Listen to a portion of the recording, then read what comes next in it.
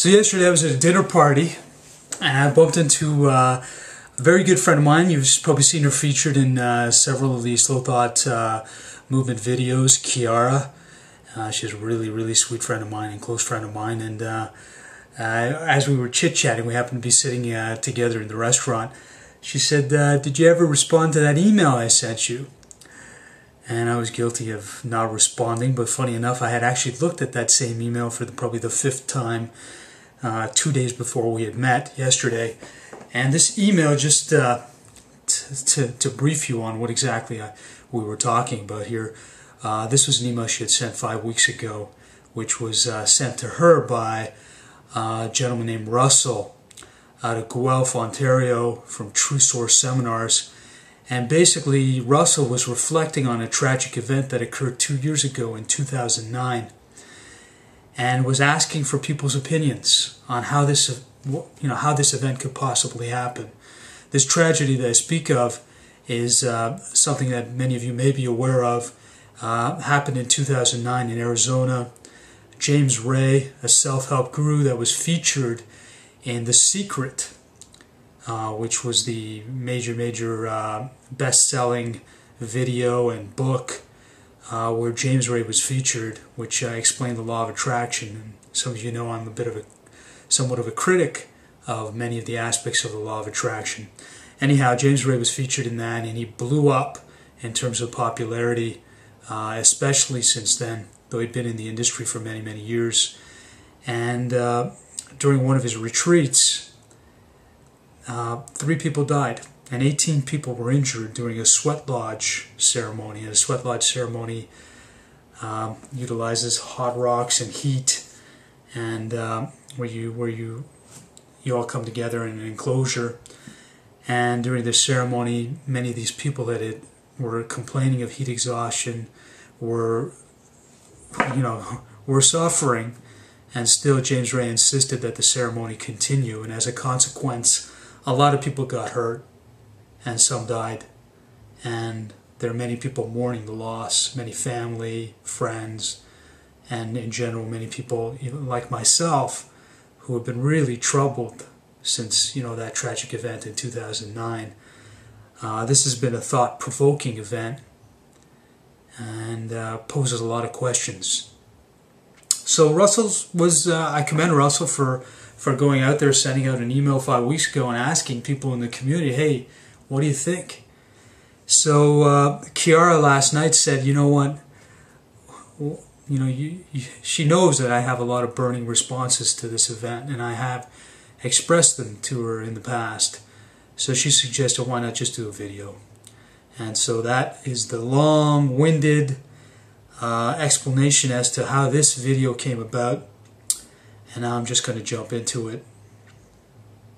First of all, I want to be very clear is that I'm not going to, my intention is not to lay any more criticism on James Ray. I'll leave that to everyone who's already done that.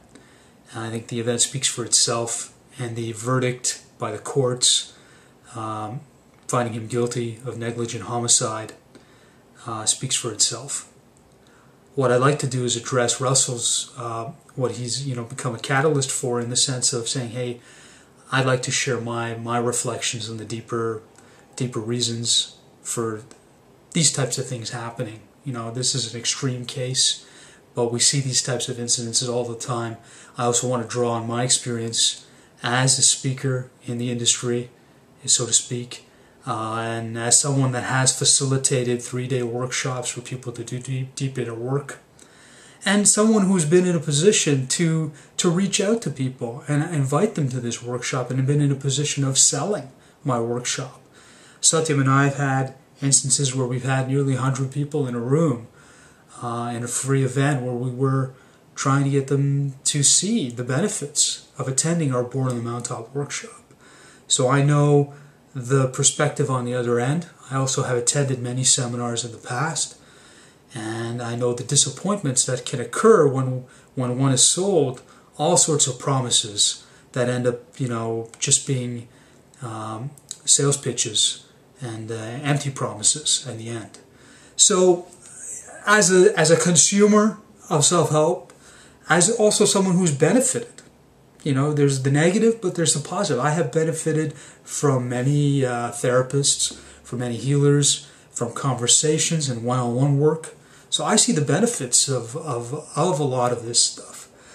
And then you could see the negative as well. So I want to hopefully provide a balanced perspective here. First of all, I think it takes two to tango. It's very easy to, using this incident as the catalyst, to just lay the criticism on the self-help industry. It's a supply and demand situation. There are real problems. People suffer from real problems, and there are real issues that need to be addressed. Real deep inner work that people want to address. Hence, there's all these books written, all these people with, you know, valuable information, and some, you know, definitely there's a lot of fluff out there. There's a lot of empty, you know, empty formulas that are sold. But as always, in a capitalist society, in a consumer society, buyer beware. We all as consumers have to beware and conduct a due diligence in terms of being critical of the things presented to us, and being you know, vigilant in terms of the processes that we are subjected to. So let me focus first on process. I, for one, as someone speaking also from the slow thought and advocate of the slow thought movement, am completely against anyone that is looking for, what do they call a magic pill. So if you're out there looking for a quick fix, well, don't be surprised when you prescribe, when you take the prescription and it doesn't follow through. You know, symptom alleviation only goes so far. You take that headache pill for the headache, and yes, whether it's aspirin, Tylenol, whatever, ibuprofen, whatever's your fix, you're just addressing the symptom, because the headache is a symptom. It's not the problem. It's a symptom of a deeper problem. And the truth is, many people in our society, I'd say a majority of people, are looking for quick fixes. They're looking for someone to come along, give them the magic pill, get me away from the problem I'm facing so I can go back to my daily life. Well, what can I say about that? You know, what can I say? If that's what you're looking for, well, it's not inner work. It's not deep inner work. You're just looking to alleviate the symptoms so you can go back with your day-to-day existence. So in that case, how can we not be surprised that there are so many people out there selling quick fixes? If someone on the platform is telling you, hey, take my program and your problems will disappear in 3 days, well, and you go for it, well, not only you're looking for a quick fix, so don't be surprised when the quick fix doesn't work, because there is no quick fix. Now I want to be clear about something.